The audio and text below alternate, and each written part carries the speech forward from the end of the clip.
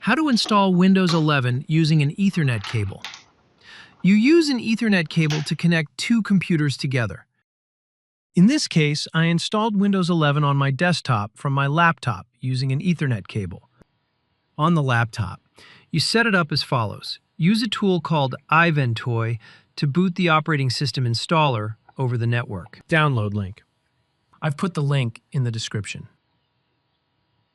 iVentoy for Windows. Download.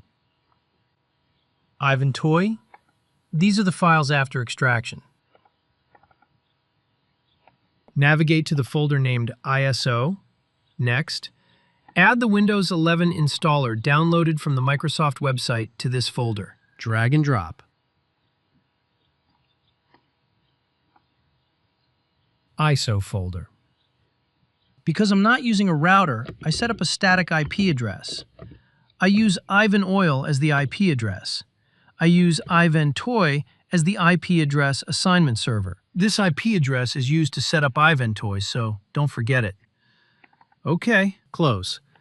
Next, you iVentoy setup. iVentoy 64. More info. Run. Allow clients to connect to it over the network on Windows. Configuration.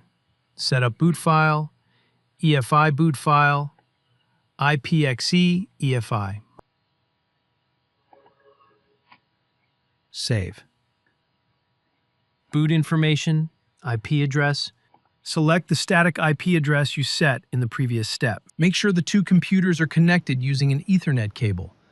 On the desktop computer, change the boot order. Set up the client to boot over the network. UEFI PXE IP version 4. Network boot. iVentoy, Windows 11. The above are the steps to install Windows 11 using an Ethernet cable. Thank you for watching. Don't forget to like and subscribe. Good luck.